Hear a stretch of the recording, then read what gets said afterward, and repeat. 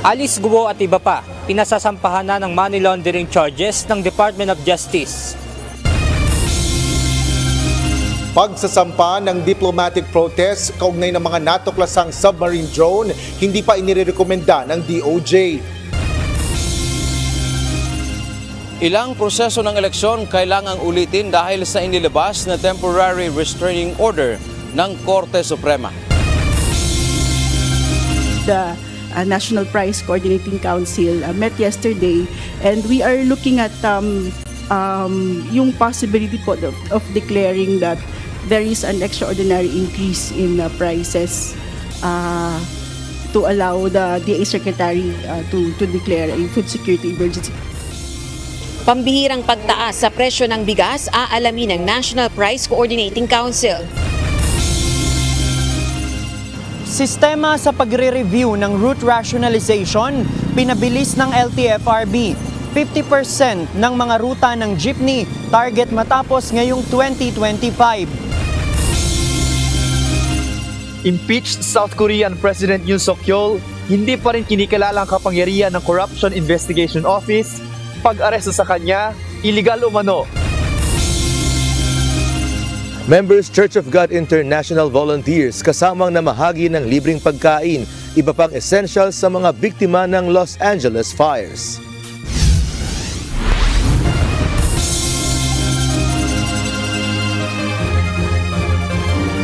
Magandang hapon Pilipinas at sa buong mundo. Tayo po ay sabayang napapakinggan sa Radyo La Verdad 1350 ang UNTV Radio. Una sa ating mga balita. Ilang proseso sa darating na eleksyon sa Mayo ang kailangang ulitin ng Commission on Elections o COMELEC dahil sa Temporary Restraining Order o TRO kahapon ng Korte Suprema na nag-uutos sa komisyon na isama sa balota ang pangalan ng 5 kumandidato. Apektado rin ang desisyon ng Korte ang numero sa balota ng ilang senatorial aspirants. Samantala, target naman ng COMELEC na mapasisimulan muli ang ballot printing sa darating na Lunes, January 20. Ito ang balita ni Dante Amento. Nagkaroon talaga ng malaking problema ang komisyon kahapon dahil isa po doon ay nakakuha ng TRO na kandidato sa pagkasenador. Malaki ang epekto ng Temporary Restraining Order o TRO na inilabas kahapon ng Korte Suprema na pumipigil sa Commission on Elections o COMELEC na ipatupad ang pagdiskwalipika at pagdeklarang nusan sa ilang kumakandidato sa 2025 midterm elections. Ayon kay Chairman George Erwin Garcia, bukod sa pagpapatigil kaagad sa pag-iimprinta ng mga balota, marami pang proseso ng eleksyon ang apektado tulad ng kailangang muling magsasagawa ng trusted build at baguhin ang Election Management System o EMS. Pinag-utos po kaagad natin na baguhin yung Election Management System. Isang sistema po yan na naandun lahat yung nilalaman ng paano at ano ang mga iimprenta ng mga balota.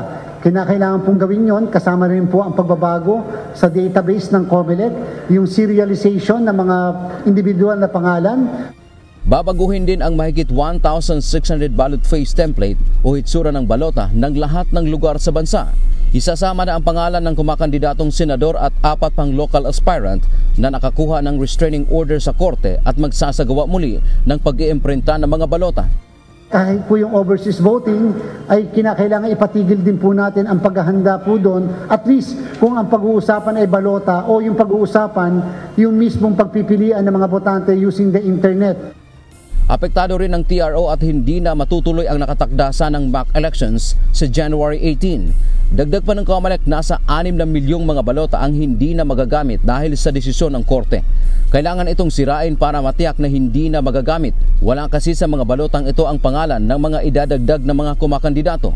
Nasa 150 million pesos na ang nasayang na pondo ng COMELEC para rito, kasama na ang pampasweldo sa tao, pambayad sa kuryente at National Printing Office.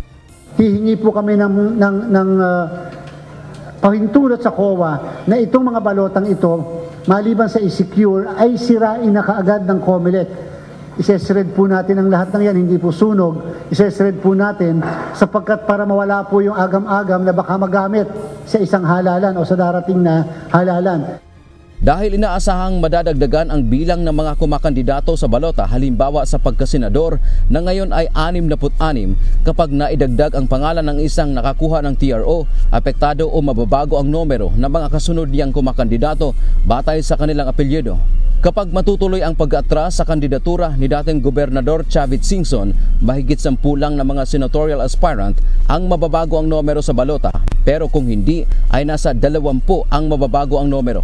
Ang iba sa mga kumakandidato ay mayroon ng mga tarpaulin at pati naglalakihang billboards na kasama ang kanilang numero sa balota. Letter M po kasi yung pangalan ng kandidatong nakakuha sa national position, sa senador na posisyon. And therefore, pag pinasok po natin, pag binilang niyo po yung sa 66 na present na kandidato, ay 12 pong senador yung nasa ilalim na maaaring maapektuhan, maaaring nakapagpa-imprenta na ng mga pangalan na may numero, and therefore kasama po talaga yon sa mga consequence. Samantala, dahil kailangang muling mag-iimprenta ng mga balota pagkatapos na may ayos ang lahat ng mga prosesong uulitin, sabi ng COMELEC sa January 20 araw ng Lunes, target nila na mapasimulan muli ang printing ng mga bagong balota hanggang sa April 14, 2025 pa rin.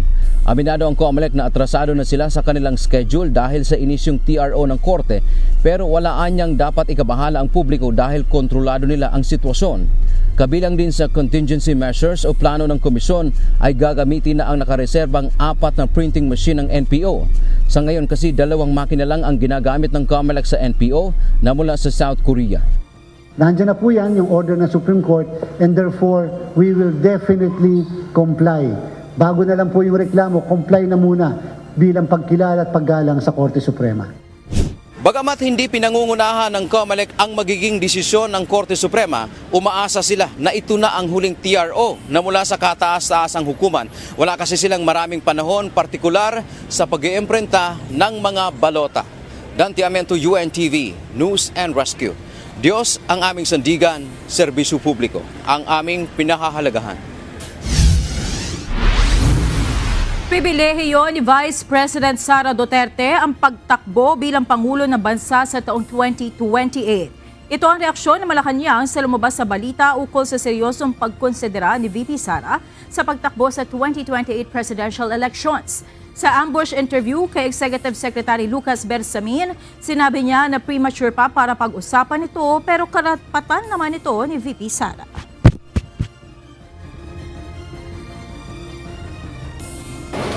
I think it's too premature, but it's her privilege. Ni-recall ng Police Security and Protection Group o PSPG ang halos 700 police security personnel mula sa kanilang mga binabantayang personalidad. Kaugnay ito ng nalalapit na midterm elections sa bansa.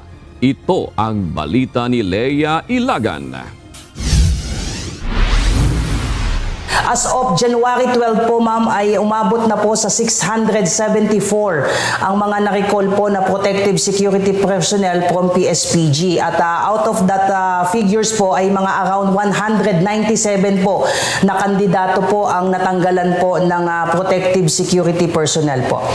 Kinumpirma ng Philippine National Police na binawi na nila ang nasa 674 na mga tauhan nito na nagsisilbing bantay sa ilang mga personalidad, politiko at government officials kaugnay sa nalalapit na halalan. Ayon kay Police Regional Office 3 Director at PNP Spokesperson Police Brigadier General Jean Fajardo, 445 ang tinanggal sa mga government officials, 228 ang binawi sa mga private individuals at 197 naman ang inalis sa mga kandidato. Sinabi ni Brigadier General Fajardo, sakaling matindi ang banta o mayroong banta sa buhay ng isang individual, binibigyan ito ng isang buwang ekstensyon ng PNP bago tanggalan ng escort hanggat inaayos ang aplikasyon para sa otorisasyon mula sa COMELEC. Ay meron naman pong kapangyarihan po ang PNP po na mag-issue po ng temporary authority po to avail po ng security detail dahil hindi rin naman po natin pwedeng ipagwalang bahala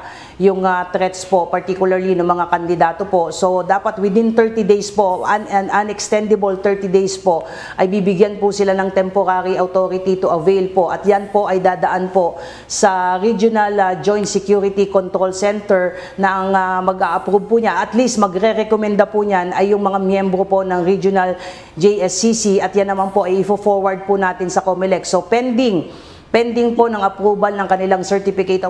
Maaari din aniyang kumuha ang mga ito ng protective agents sa mga lisensyado at pribadong security agency, subalit papayagan lamang ito ng maximum na 2 bantay. Assuming po na na-deny po yan for valid reason po, ay pwede po silang mag-reapply uli if they wish to avail the services po ng protection agent na tinatawag po natin. Pero yan pong mga protection agent po na yan ay dapat po ay may hawak po sila na lisensya to exercise their profession po at dapat ay sila po ay empleyado po ng mga tinatawag po natin ng mga private detective agencies. Other than that po, mga individual na mga private individuals po ay hindi po pwedeng gawing bodyguard po ng sinumang tatakbo, especially while we are under the COMELEC election election period po. Ang pagbawi ng PNP sa mga police security personnel ay bahagi ng pinatutupad na patakaran tuwing darating ang halalan. Ito upang maiiwas o manatiling apolitical ang mga pulis. Leia Ilagan, UNTV, News and Rescue. Diyos ang aming santigan, serbisyo publiko ang aming pinahahalagahan. Umakyat na sa 85 ang naaresto ng Philippine National Police na lumabag sa ipinatutupad na nationwide COMELEC gun ban. Ayon kay Police Regional Office 3 Director at PNP spokesperson Police Brigadier General Jean Fajardo, 33 dito ang nahuli sa checkpoint. 10 ang naaresto sa bypass operation. 39 na police response habang may 3 nahuli sa pagsisilbi ng search warrant.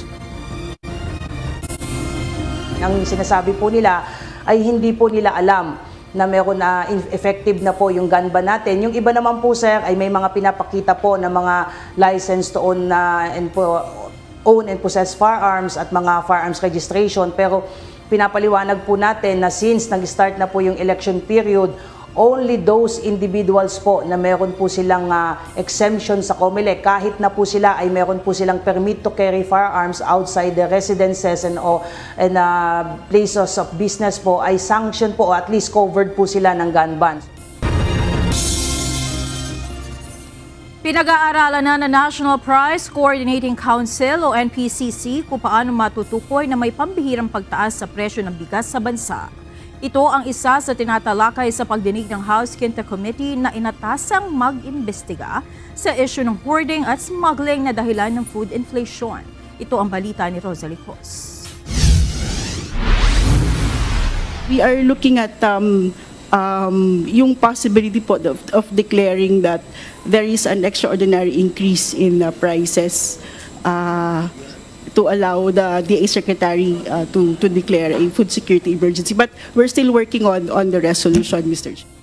Naka-anim na pagdinig na ang House Quinta Committee o ang tinatawag na Murang Pagkain Super Committee upang tugunan ang suliranin sa tumataas na presyo ng pagkain, pangunahin na ang bigas. Ayon sa Department of Trade and Industry o DTI na bahagi ng National Price Coordinating Council o NPCC, pinag-aaralan na ng konseho kung mayroong extraordinary na pagtaas sa presyo ng bigas upang bigyang daan ang kalihim ng Department of Agriculture na makapagdeklara ng food security emergency. Sa gitna ito ng pananatiling mataas sa presyo ng bigas kahit pa stable na ang supply, mababa ang presyo sa pandaigdigang merkado at binawasan ng taripa sa imported rice. Sa ulat ng Philippine Statistics Authority o PSA, 48.81 pesos kada kilo ang regular milled rice, samantalang 20.70 pesos kada kilo ang farm gate price noong December 2024, bagay na ipinagtataka ng House Quinta Com.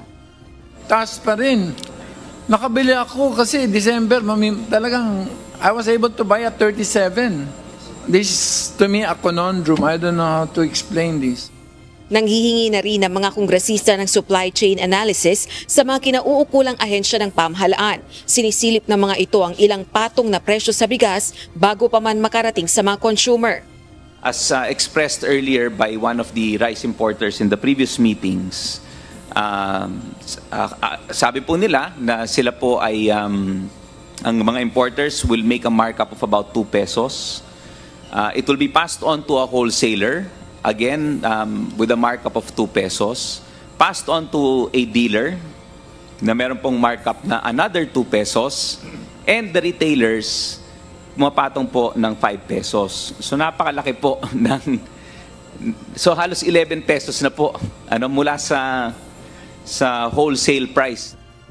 Yung sa pagpapa-exit po nung sa value chain, yes po, we agree na it will redound to the benefit of consumers.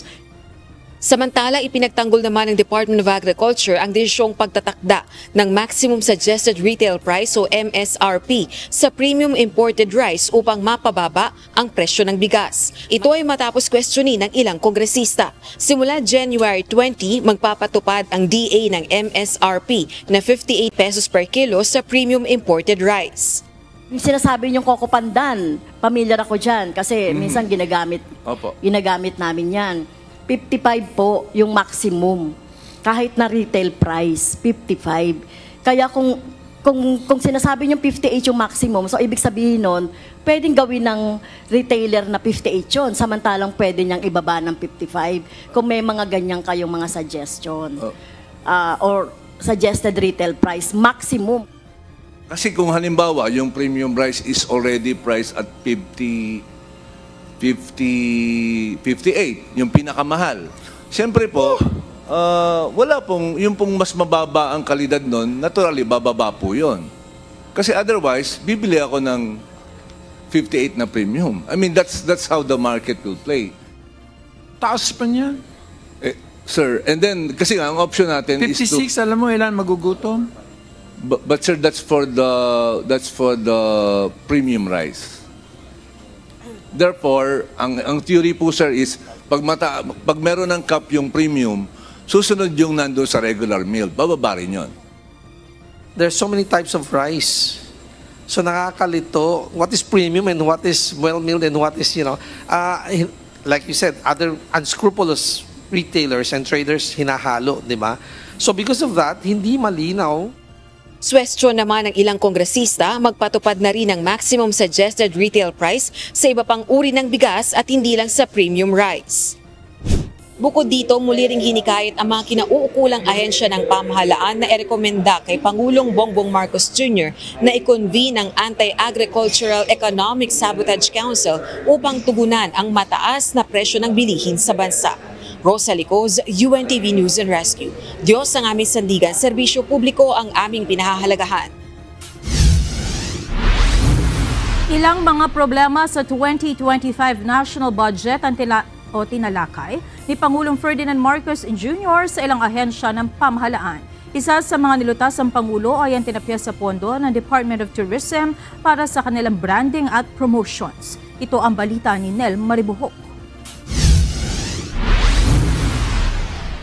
So sayang naman if we lose momentum. So the resolution is to take the 400 from contingency. Ipinababalik ni Pangulong Ferdinand Marcos Jr. ang binawas na 400 million pesos na pondo ng Department of Tourism. Ang pondo na nakalaan sa branding at promotions ng kagawaran ay kukunin sa contingency fund ng Pangulo. Ayon kay Pangulong Marcos Jr., naging maganda ang simula ng pagpapalakas ng imahe ng Pilipinas dahil na rin ito sa naging tagumpay na nakamit ng mga talentong Pilipino. We have to maintain the momentum. There is already momentum. Yes. It doesn't hurt that we have people like Sofronia winning The Voice, we have all of this, that we have Kaloy Yulo winning the Olympics. All of these things that our people are doing, that's great for the Philippines. And then we're still living off the wonderful performance of Filipino health workers during COVID. Hanggang ngayon, hindi na makakalimutan yun. Sa presentasyon ni Tourism Secretary Cristina Garcia Frasco sa Pangulo, sinabi ng kalihim na ang kakulangan ng pondo sa DOT ay magbubunga ng pagbaba ng bilang ng mga tinatarget ng turista. mas mababang oportunidad sa trade at consumer activation at kawalan ng global media placements at iba pa. Mula sa nasa 500 million pesos na orihinal na panukalang budget ng DOT para sa kanilang branding and promotions, bumaba ito sa 100 million pesos mula sa naaprobahang General Appropriations Act o GAA ng 2025. Bilang pagkilala sa kahalagahan naman ng paghahanda sa isa na naman posibleng global pandemic, nagpahayag ng malakas na suporta si PBBM sa patuloy na konstruksyon ng Virology and Vaccines Institute of the Philippines o VIP building. Hiniling ng Department of Science and Technology ng pagpopondo sa proyekto upang maiwasan ang pagkaantala at pagkasira ng istruktura ng VIP Administration Building. Tiniyak ng Pangulo sa pakikipagpulong sa DOST na hahanap ng paraan ng gobyerno upang mapondohan ang proyekto. Ayon kay DOST Secretary Renato Solidum, kinakailangan ng 680 million pesos upang maisakatuparan ang mga plano, kabilang na ang paglikha ng bakuna para sa mga tao, hayop at halaman. Nel Maribuhok, UNTV News and Rescue. Diyos ang aming sandigan, serbisyo publiko ang aming pinahalagahan. Dumistansya ang Malacanang sa issue ng pagbibitiw sa pwesto bilang chairperson ng House Appropriations Committee na si Representative Zaldico. Ito ay sa gitna na rin ng kontrobersya sa pagpapasa ng 2025 budget. Ayon kay Executive Secretary Lucas Bersamin, wala silang kinalaman sa pagbaba sa pwesto ni Congressman Ko. Well, I have no opinion on that. It's the discretion of the Congress. Wala kaming iwan dyan kasi executive kami. Pinabibilis na ng Land Transportation Franchising and Regulatory Board o LTFRB ang proseso sa pagre-review ng mga Local Public Transport Route Plan o LPTRP na bahagi ng route rationalization ng mga jeepney.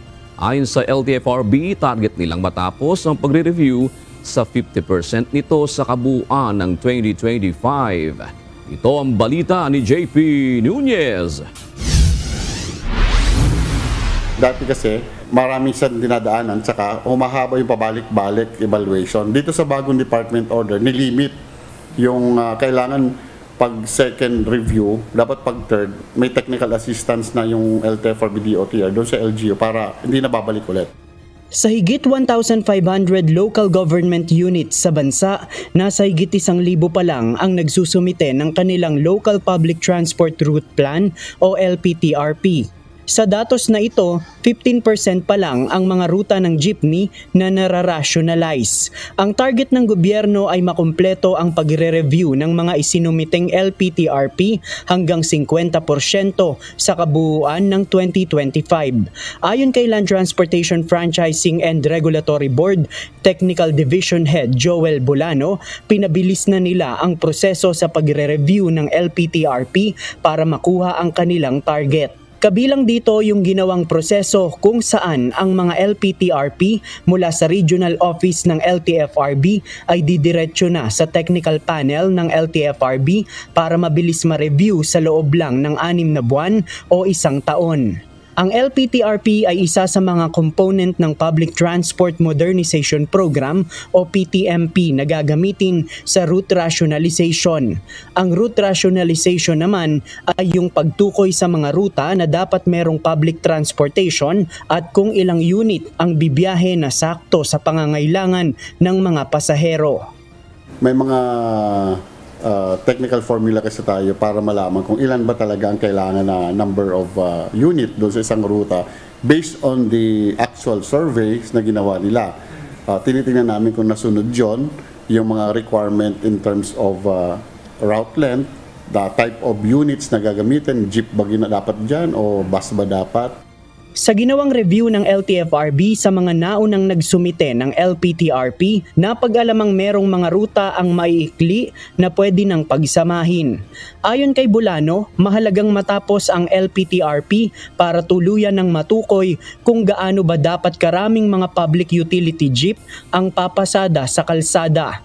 gayon din ang mga ruta na dapat nakakonekta sa iba pang mga mode of transportation upang maging mas maalwan ang biyahe ng mga pasahero. Nauna nang sinabi ng Department of Transportation o DOTR na maaaring sa 2029 mga bagong modelong jeepney na ang makikitang pumapasada sa kalsada sa mga bagong rutang tutukuyin sa proseso ng route rationalization. JP Nunez, UNTV, News and Rescue. Diyos ang aming sandigan, serbisyo publiko ang aming pinahahalagahan. Narito naman ang mga balita sa iba't ibang panig ng mundo. Ihatid ang ating global correspondent na si Maybin Carizo mula sa Perth, Australia.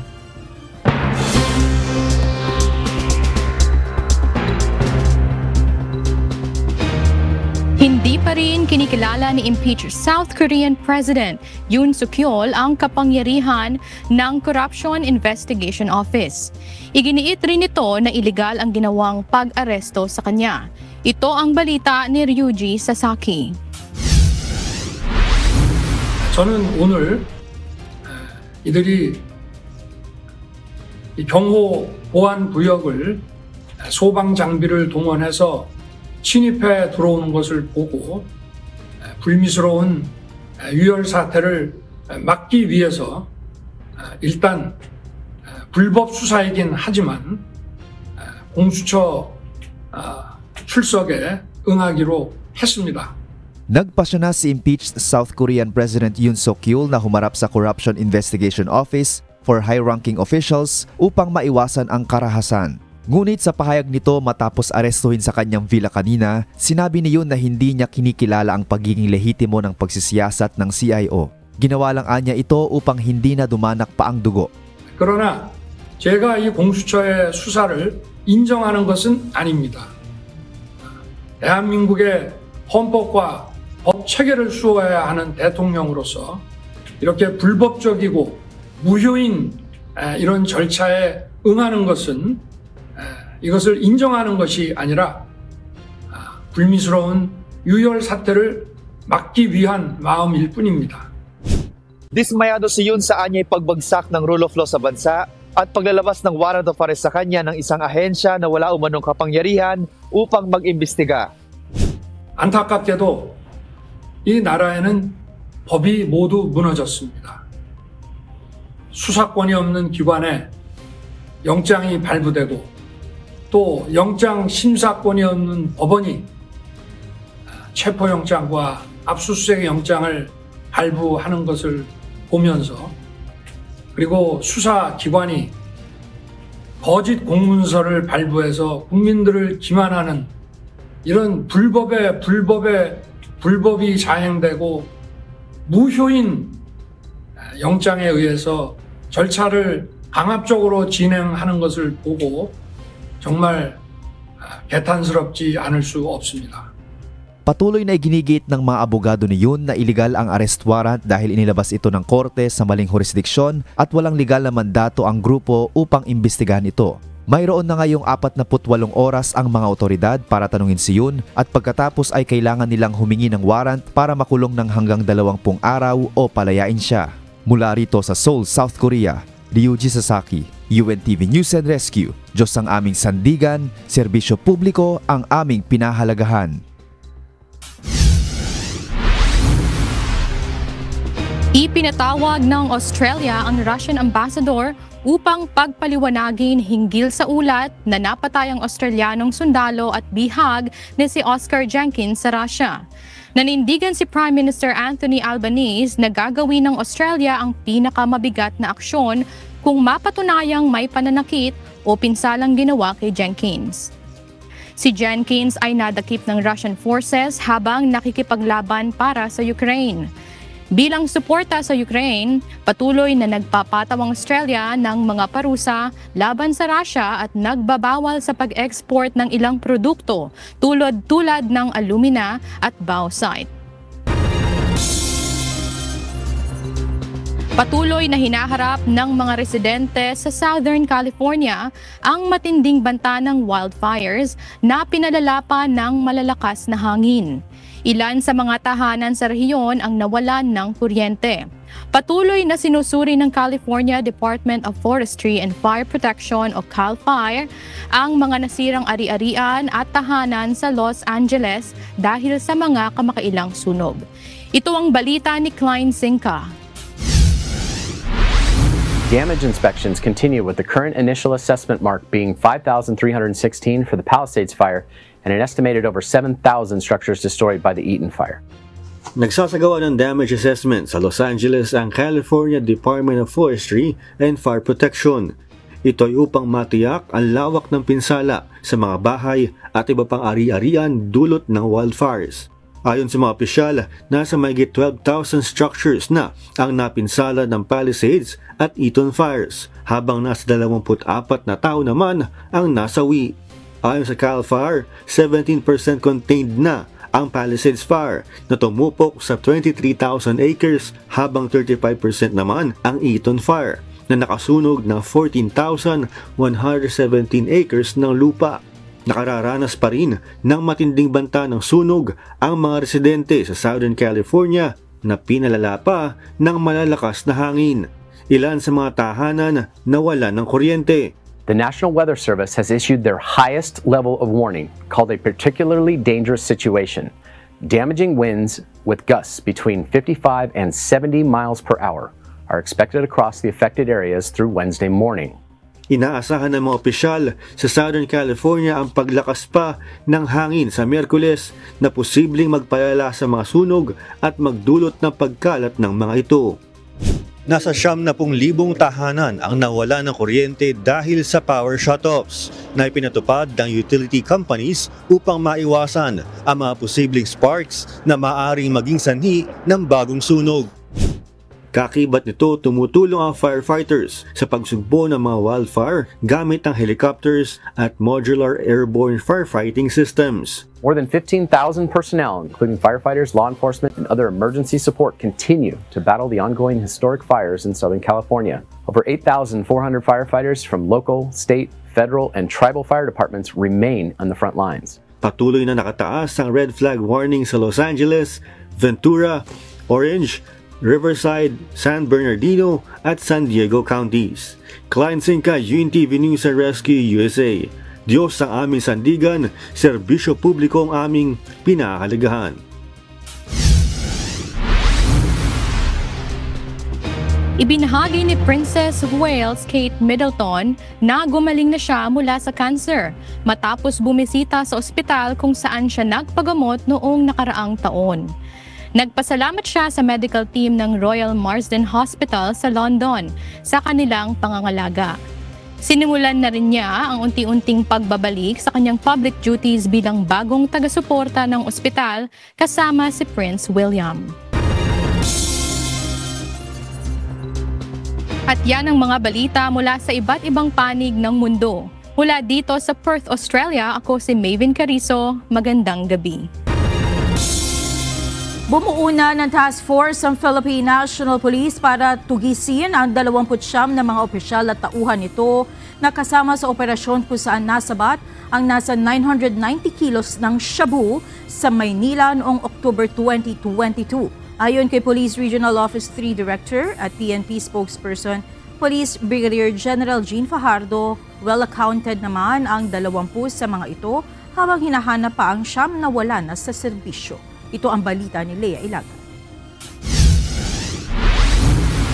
Nag-utos po ang ating Chief PNP na i-account po itong mga involved na personnel at nag-create na rin po siya. Nag-utos na rin po siya ng creation po ng task force. Tutugisin na ng Philippine National Police ang mga dating opisyal at tauhan nito na kabilang sa ipinahuhuli ng Manila Regional Trial Court Branch 44. Ito'y may kaugnayan sa paglabag sa Republic Act 9165 Section 92 o bungling in the prosecution dahil sa kabiguang magsampa ng kaukulang kaso kaugnay sa kontrobersyal sa drug operation sa Maynila noong October 2022 kung saan 990 kilos ng shabu ang nakumpiska. Ayon kay Police Regional Office 3 Director at PNP Spokesperson Police Brigadier General Jean Fajardo, bumuo na ng task force ang PNP para mamahala sa pagsisilbi ng warrant of arrest laban sa mga ito. Pasabi ng ating Chief PNP na maliban po dito sa siguraduhin na may implement po itong mga warrants of arrest ay for those still in the active service ay sisiguraduhin po niya at ang gusto po niya ay tuluyan na pong madismiss sa kaso itong mga pulis na nasa aktibo pa po because of their involvement in this questionable police operation. At ang sinasabi po niya na unforgiving po ang PNP pagdating po sa mga wrongdoings po ng ating mga kapulisan. Sinabi pa ng General na well-accounted ang 20 sa mga akusado kung saan 5 ang nasa NCRPO, 4 ang nasa Police Regional Office 1, 2 ang nasa Pro 4A, 3 ang nasa Pro 4B, 1 ang nasa Pro 7, 1 ang nasa Civil Security Group, 3 ang nasa HSS at 1 ang nasa PIHAW. Kasama sa mayroong warrant of arrest na aktibong opisyal at tauhan ng PNP ay ang 2 Lieutenant Colonel, 1 Police Major at 2 Lieutenant. Hahanapin din aniya ng mga pulis ang 9 na iba pa na wala na sa serbisyo kabilang ang 2 general. Dagdag ni Brigadier General Fajardo, may iba pang kasong non-bailable na kinakaharap ang mga ito. Base po doon sa unang inilabas po na desisyon ay meron pa po silang karagdagang kaso ng Section 27 and Section 29 which is both non-bailable po. Leia Ilagan, UNTV, News and Rescue. Diyos ang aming sandigan, serbisyo publiko ang aming pinahahalagahan. Kapwa naniniwala ang Defense at Justice Departments ng paglabag sa karapatan ng Pilipinas ang presensya ng mga Chinese submarine drones na natagpuan kamakailan sa karagatan. Sa kabila nito, hindi pa inirerekomenda ng Department of Justice ang paghahain ng diplomatic protest. Ito ang balita ni Asher Carapan Jr. live. Asher, ano ang balak ng pamahalaan hinggil sa nadiskubring submarine drone ito? Monica, itutuloy pa rin ng Philippine Navy ang mas malalim na investigasyon kaugnay ng submarine drone na natuklasan ng 3 mangingisda sa Masbate noong December 2024. Ito ang inihayag ng Department of National Defense o DND sa pagdinig ng Senado ngayong araw. Ngunit kinumpirma ni Defense Undersecretary Ignacio Madriaga na ang naturang drone ay isang equipment o data gathering equipment na ginagamit sa commercial, scientific at military use.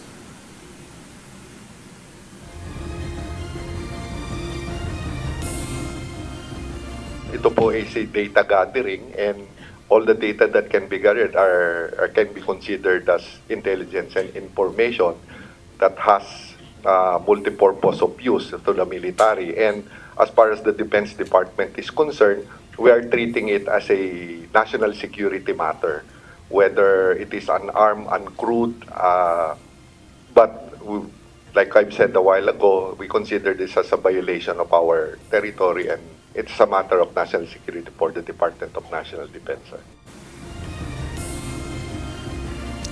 Hindi na lang galing ang submersible drone sa China dahil sa nakasulat sa naturang aparato. Sa kabila nito, sinabi ng Department of Foreign Affairs na wala pa silang pinapadalang sulat sa kahit anong bansa upang itanong ang pagmamay-ari nito. Ayon kay Foreign Affairs Undersecretary Eduardo De Vega, wala pa rin silang natatanggap na impormasyon sa ibang bansa kaugnay nito maging sa China. Wala po communication at all from China about that. But let me say this, no? Under Article 245 of UNCLOS, the express consent from the coastal state is needed for a foreign country to conduct marine scientific research in its territorial sea. So this, as mentioned by Yusek Mariaga, could have data gathering. So marine scientific research yan, violation yan. So if China asks it, well, we're gonna protest instead. Paliwanag naman ni Senate Majority Leader Francis Tolentino, chairperson ng Special Committee on Philippine Maritime and Admiralty Zones, magkaiba mga panuntunan kung ang drone ay ginamit bilang vessel o weapon. So, yung kanyang data gathered was already received by the human in the loop. At hindi po yung Pilipino. Hindi po yung Pilipino. Hindi atin to. Wala tayong ganito eh. So, ibang bansa yung batuhan ng impormasyon na kanilang kinakalap at sila yung makikinabang doon.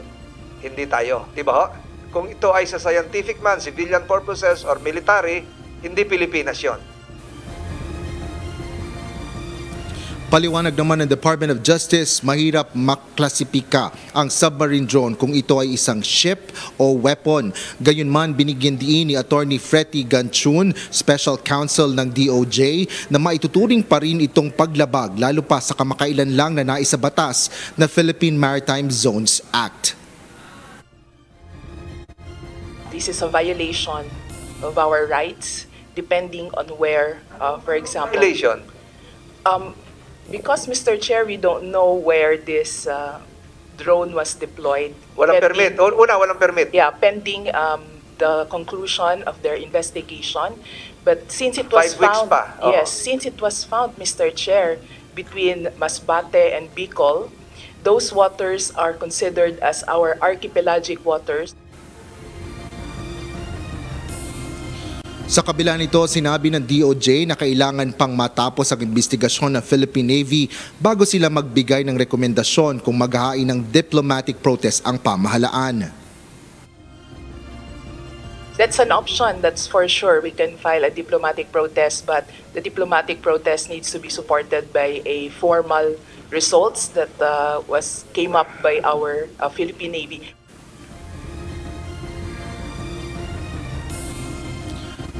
Monica, nauna nang sinabi ng Philippine Navy na kailangan nila ng 6 hanggang 8 linggo para maisagawa ang investigasyon kaugnay nga ng submarine drone. Yan ang latest dito sa Senado. Balik sa iyo, Monica. Maraming salamat, Asher Cadapan Jr. Nag-courtesy call ngayong araw kay Pangulong Ferdinand Marcos Jr. si Japanese Foreign Minister Iwaya Takeshi. Tinalakay ni na PBBM at Japanese official ang halaga na maipagpatuloy ang magandang relasyon ng dalawang bansa.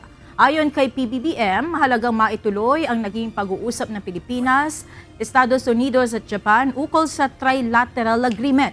Binigyan diin naman ng Japan Foreign Minister ang halaga ng kooperasyon sa gitna ng tumitinding gulo. Hiniling din ng Japanese official ang patuloy na suporta ng Pilipinas pagdating sa kooperasyong pang-seguridad. I think that it is good that we continue these discussions, and I hope that we will be able to have a chance for the Philippine side to explain and to show what has been done in terms of the agreement since the signing of the tripartite agreement. In order to realize a free and open Indo-Pacific, I would like to ask Your Excellency's continued support in strengthening cooperation between Japan and the Philippines on security issues and other global affairs. Pinakakasuhan na rin ng money laundering ng Department of Justice si dating Banban Tarlac Mayor Alice Go at 30 iba pa. May kinalaman pa rin ito sa iligal na operasyon ng Philippine Offshore Gaming Operators o POGO sa bayan ng Bamban. Ito ang balita ni Benedict Samson. Well, the resolution is there. It's not for me to change it because we respect the jobs of our fellow professionals who work in the DOJ as prosecutors. It's a panel that decided, so we respect that. We want it to be filed as soon as possible. Aprobado na ng Department of Justice ang pagsasampa ng kasong paglabag sa Anti-Money Laundering Act kina dating Banban Tarlac Mayor Alice Guo at 30 iba pa. Kaugnay ito ng operasyon ng iligal na pogo na nadiskubre sa bayan ng Banban nitong nakalipas sa taon. Sa inilabas sa resolusyon ng DOJ Panel of Prosecutors, nakitaan ng sapat na basihan upang kasuhan ng 62 counts ng paglabag sa Anti-Money Laundering Act sina Guo. Ayon kay DOJ spokesperson Assistant Secretary Miko Clavano, base ito sa mga nakitang ebidensya sa niraid na Philippine Offshore Gaming Operator o POGO Hub sa Bamban, Tarlac. Yung mga operations nila sa loob, nahanap po natin na yung iba doon, scamming, kagaya ng love scam or investment scam or crypto scam. Yun po ay findings din po ng ating law enforcement agencies, no? And as a result, that's where they profited. Yun po yung sinasabi ng resolution. Doon po sila nagkapera at ginamit po yung pera na yun para pambili po ng iba't ibang mga assets. Dahil sa kawalan ng ebidensya, 3 respondents naman ang hindi kasama sa pinakakasuhan, kabilang na nga si Cassandra Leong. Some of the cases were dismissed dahil hindi po siya umabot dun sa threshold na bago, which is the prima facie evidence coupled with the reasonable certainty of conviction, no? So it speaks to the reforms of the department dahil hindi natin ifa-file ang isang kaso kung hindi tayo sigurado na mananalo tayo sa korte. Isasampa ang mga kaso sa Manila Regional Trial Court. Benedict Samson, UNTV News and Rescue. Diyos ang aming sandigan, serbisyo publiko ang aming pinahahalagahan. Kumpiyansa si Pangulong Ferdinand Marcos Jr. na mapananatili ng Pilipinas at Estados Unidos ang katatagan ng relasyon nito sa ilalim ng administrasyon ni President-elect Donald Trump. Sa telephone call ni PBBM kay United States Vice President Kamala Harris, binigyan diin ng Pangulo ang naabot ng malaking pagbabago sa relasyon ng dalawang bansa lalo na pagdating sa ekonomiya, diplomasya, defense at security. Para naman kay VP Harris, mahalaga ang patuloy na suporta ng Estados Unidos at Pilipinas sa usapin ng patuloy na agresibong aksyon ng China sa West Philippine Sea. Ayon pa kay VP Harris, may bipartisan support o suporta mula sa dalawang partido sa mismong US Congress para sa pagpapalakas ng relasyon ng US at Pilipinas pagdating sa seguridad at people-to-people ties.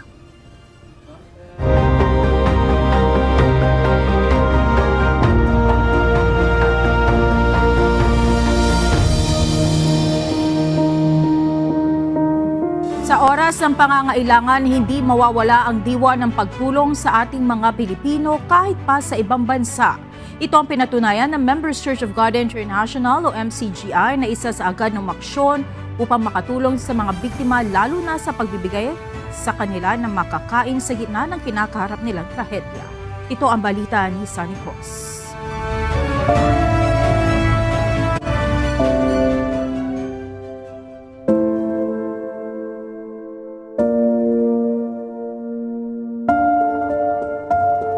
I just want to thank everyone for being together, helping everyone out, you know. Everyone's doing this by heart and that's what kind of makes me happy. Hindi pa rin tuluyang naaapula ang apoy sa iba't ibang bahagi ng Southern California na lubhang napinsalan ng wildfire na nasa 8th araw na ngayon. Sa evacuation center sa Pasadena Convention Center, wala nang makikitang pagkakaiba sa estado sa buhay ang mga evacuee. Lahat ay nawalan, lahat ay nangangailangan.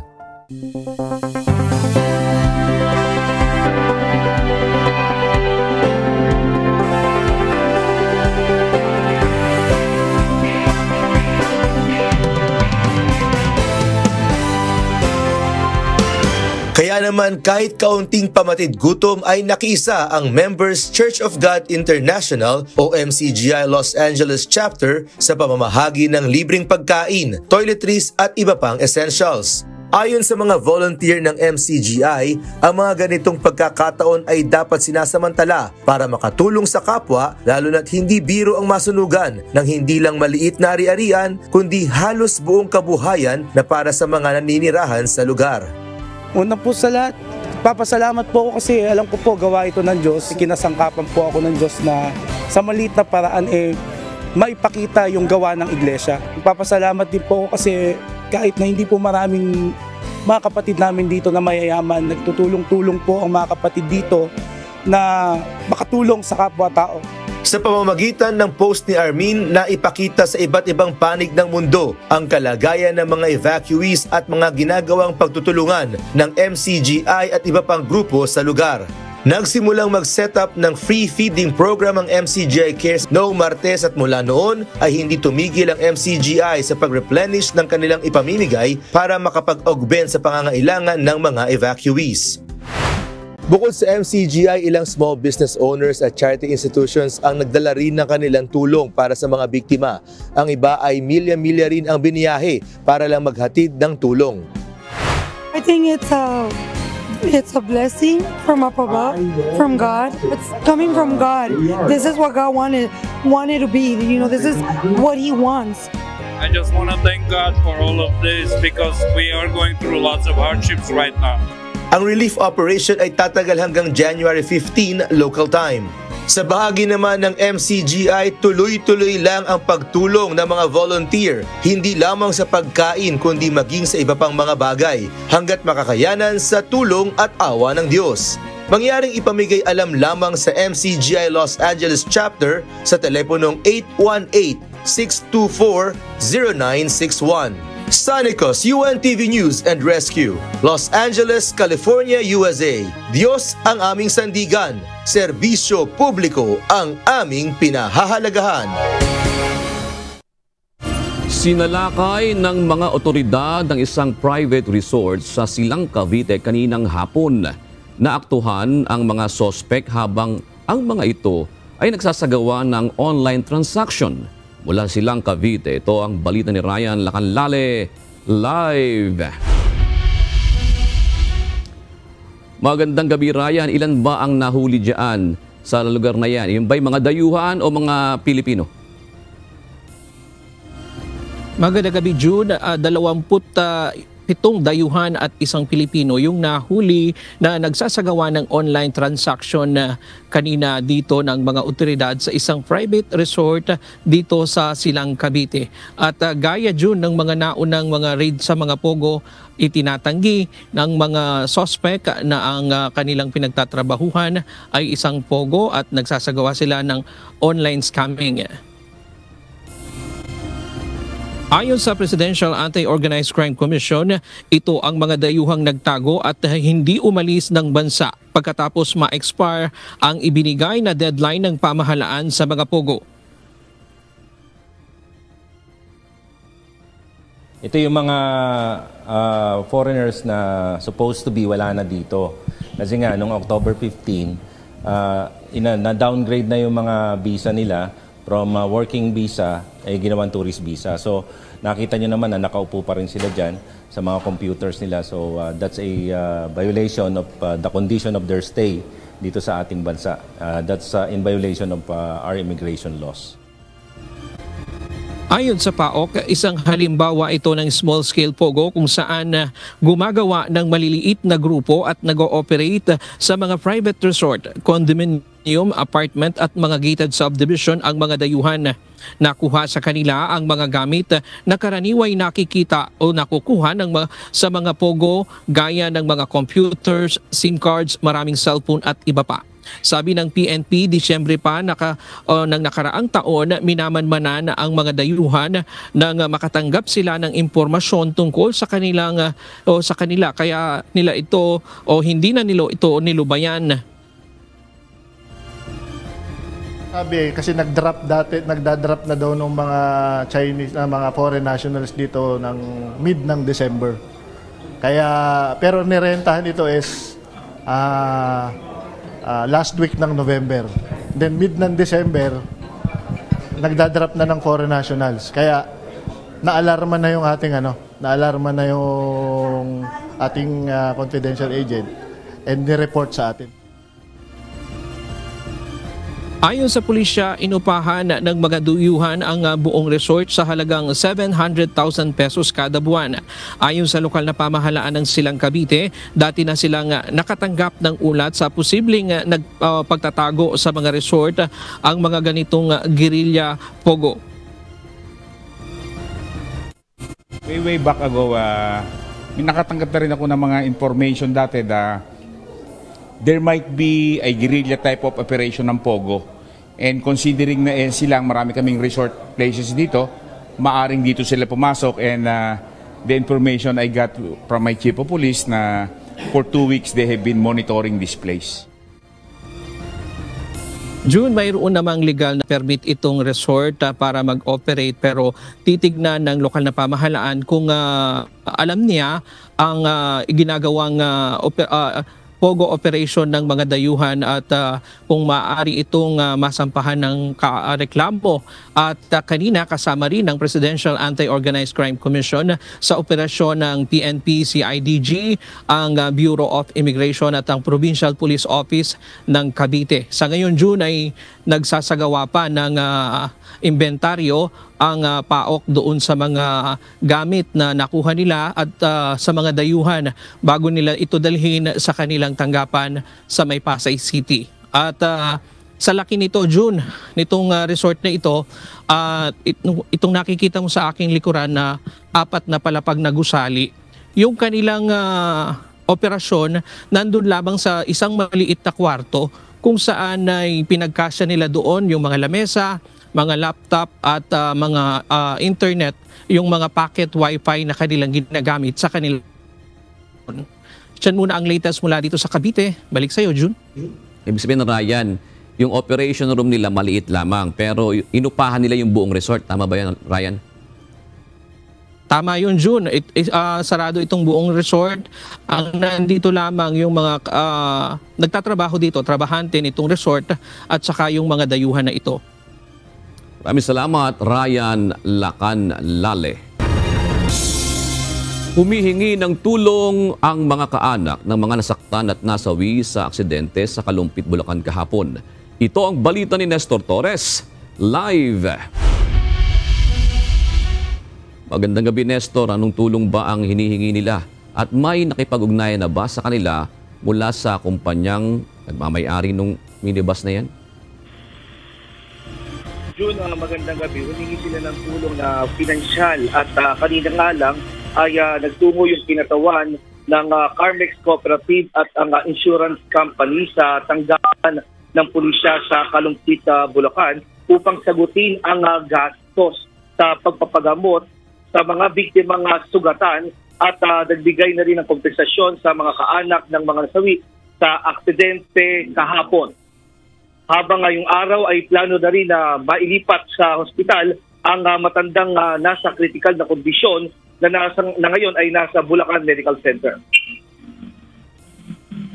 Labis ang pagdadalamhati ng asawa ng tricycle driver na nasawi sa aksidente kahapon matapos magkabanggaan sa isang modern jeep. Ayon sa kay Myla Reyes, hindi niya alam ngayon kung saan kukuha ng pangtustos sa kanilang pang-araw-araw na pangangailangan, kaya apilan niya mabigyan man lang sila ng kaunting tulong.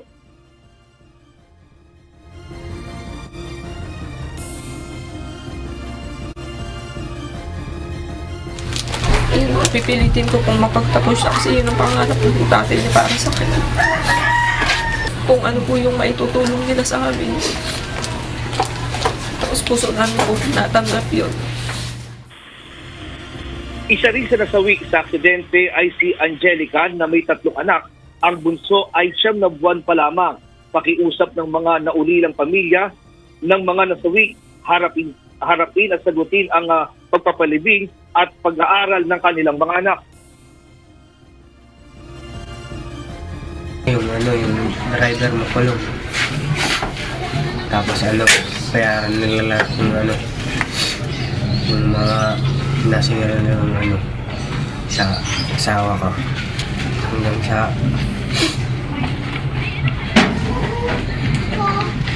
matapos ng asawa ko. Yung niya dito. Samantala, problema naman ng mga kapatid ni Angelica hanggang ngayon ang paglilipat sa ibang ospital sa ama na lang na 74 years old na si Armando Esquera upang may patingin sa isang espesyalistang doktor. Kailangan po talaga ng ano po kasi itak po kasi nagdudugo po kaya po kailangan po talaga sumalibat po ng ibang hospital. Sa ngayon ay nakakulong pa rin sa Kalumpit Police Station ang driver ng minibus na si Rolando Manayag at nahaharap sa kasong reckless imprudence resulting to multiple homicide at damage to property. Planong isailalim din ito sa drug testing ng PNP. For inquest po natin siya ngayon, yung suspect natin, yung driver, na sinampahan natin ng kaso. Tapos doon naman sa mga victim, yung isa po, di po ningin sa akalaman natin na medyo critical. Pinausap po natin dyan yung CAGMEX, kooperatiba, para gumawa ng paraan, mailipat siya doon sa hospital na kaya i-accommodate po na merong neurologist din po. At saka yung insurance din po para doon sa mga kailangan bayaran naman ng mga biktima, mga nagpa-hospital, saka namatayan. Nakausap na rin po natin na nangako sila na ibibigay kung ano po yung karampatan na insurance na para sa kanila. Sa ngayon, hindi pa rin naiaahon ang nahulog na minibus dito sa Calupig, Bulacan. Pero ayon sa PNP, pwede nila itong kuhanin basta't magbigay lang sila ng affidavit of undertaking na pwede nila itong dalhin sa korte kapag kinakailangan. Doon sa ngayon nga sa Bulacan Medical Center ay isa na lang ang pasyente at ito nga yung 74 years old at yung 19 na pasyente ay nakauwi na sa kanilang mga bahay at sa kalupuyang nagpapagamot. Pero ayon sa insurance company na ay magbibigay sila ng tulong na maaaring aabot ng nasa 10,000 pesos doon sa mga biktima. At hinihintay na lang din ng mga kaanak din ng mga nasawi na sila rin ay matulungan lalo na doon sa mga pagpapalibing dahil hanggang ngayon ay wala pa rin silang natatanggap na tulong mula sa kooperatiba. At yan, munting latest live mula dito sa Bulacan. Balik sa iyo. June? Maraming salamat, Nestor Torres.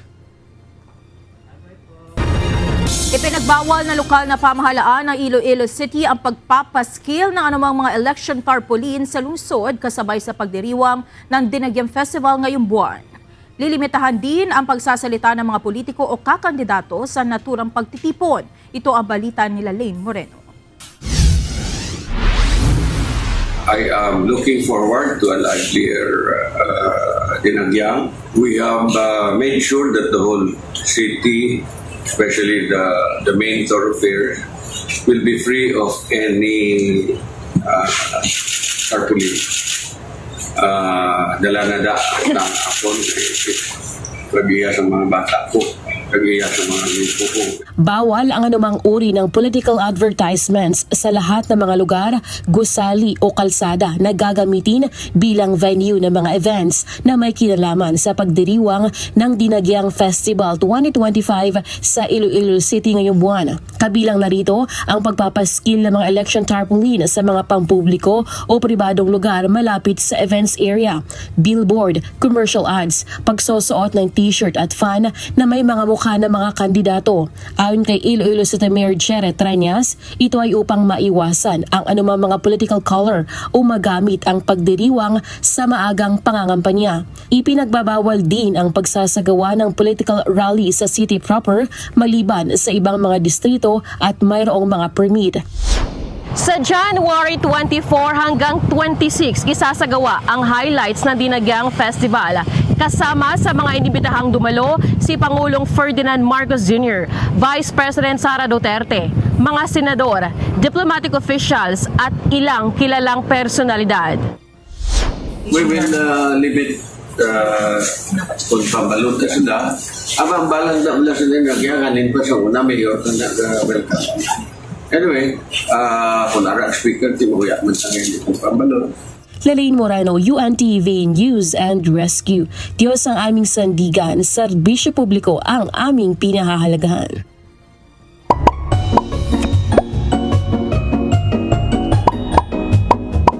What?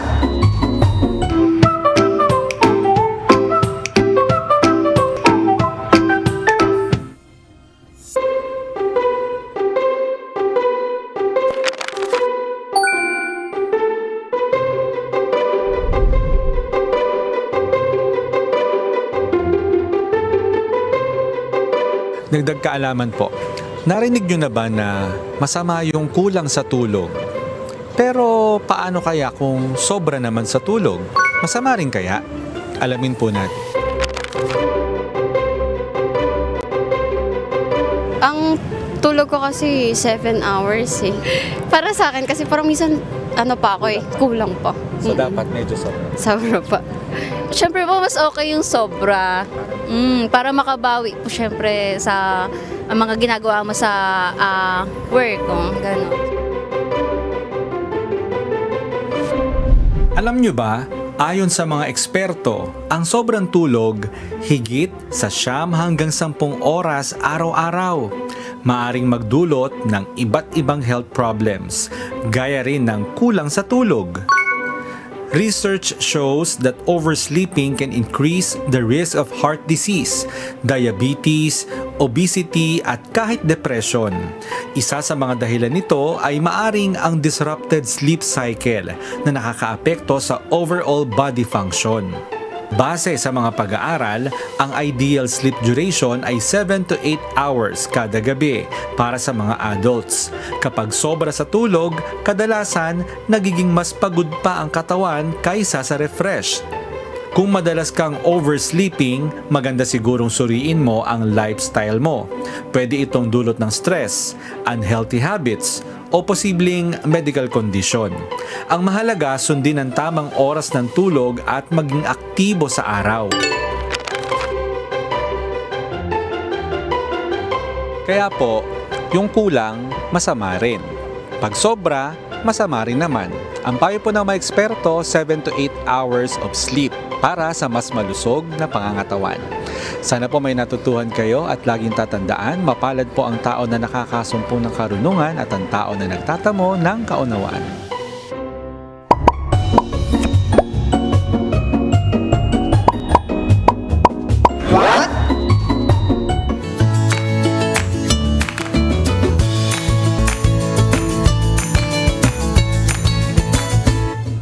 Ito na po ang ating mga kausi ngayong araw po ng Miyerkules. Salamat po at shoutout kina Shaina Saliente, Winnie Colantro at Benji Marsan.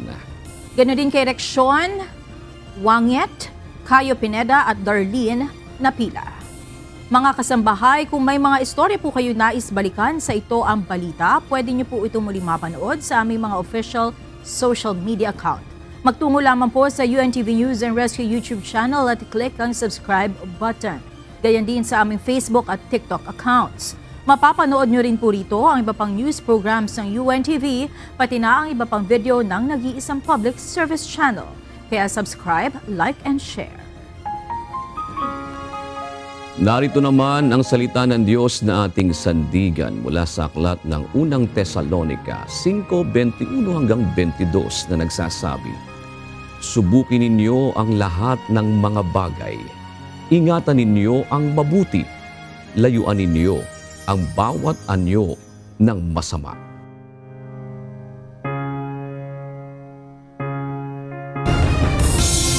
At yan ang naging kabuuan ng ating balitaan ngayong gabi. Aming inilahad ng buong katapatan kung paano namin nasaksihan. Kayo po'y makapagtitiwala na ang aming nakita at narinig ang aming ibinabalita. At dito po sa UNTV, Diyos ang aming sandigan, serbisyo publiko ang aming pinahahalagahan. Magandang gabi po.